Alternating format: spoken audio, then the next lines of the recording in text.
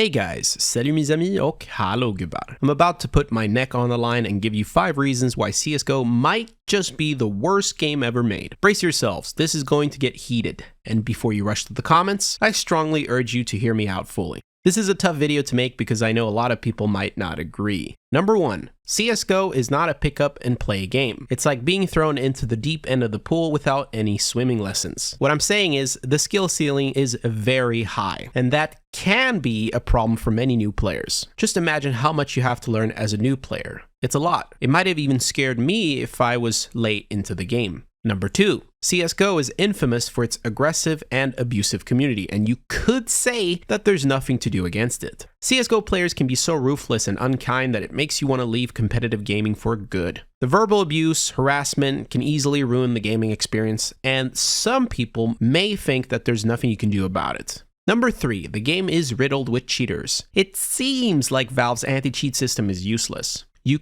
could say that there's no way of enjoying the game without playing against cheaters. Number 4, the highest rank in the game is Global Elite. But even at Global Elite, the skill difference is so vast. There's no direct solution officially implemented in the game to solve this. And number 5, if you're looking for a single player story-driven experience, you'll find nothing here. Some people might get sad over this because they might think that multiplayer games should have a proper single-player campaign, like Call of Duty. So there you have it, that's the list. As I'm surfing through this map, I realized that this could trigger a pretty negative response, but that's how it is sometimes. But even though I listed several reasons for why CSGO might just be the worst game ever made, the real goal of this video was not to portray CSGO as the worst game ever. The true purpose of this video was to call out a problem I've noticed happening quite a bit lately. There is a significant amount of viewers that just watch a small part of the video, yet they're very vocal about their opinions on that small part. They venture into the comments after 1 or 2 minutes and leave statements which lack a significant part of the information or make points that I address later on in the video. For me, this is very disappointing, as I like to engage with you and have discussions about the contents of the video. But for a discussion to be productive, one needs to listen to the other and understand the full context. And don't get me wrong, as a viewer, you can form an opinion at any point during the video. If something strikes you as off, or if you feel like the video fails to engage, it's natural to want to express yourself immediately. I respect that.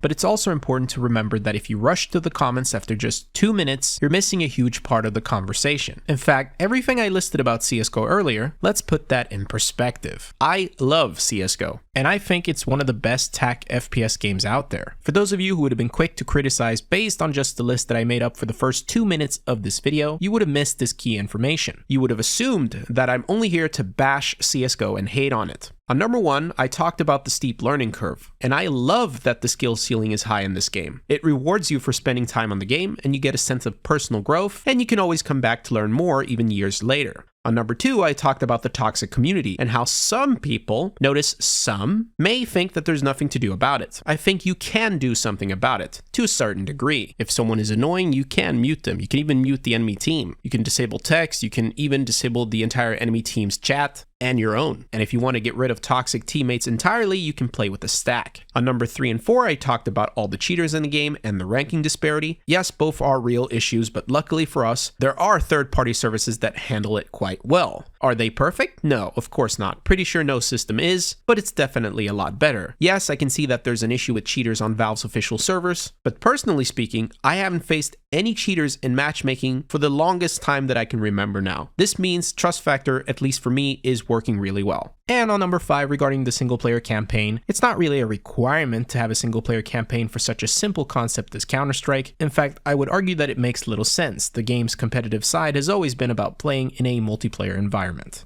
If YouTube introduced a way for us creators to see how much someone who comments has watched the video, then that would be a great feature. For example, if someone says that you're wrong about something, but they've only watched 25% of the video, you can at least understand why they would think that without full context. And if someone says that they disagree, but they've watched the whole thing, then that person is someone who's easier to reach out to for a discussion. This would be such a great feature for everyone who makes videos on YouTube who simply want to have a conversation with the most engaged viewers.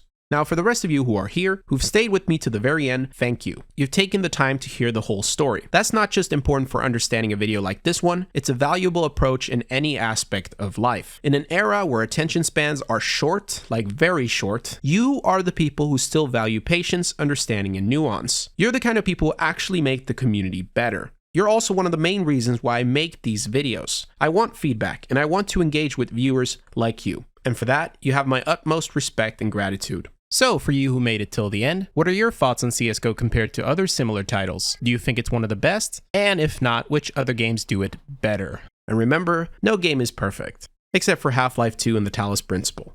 Peace.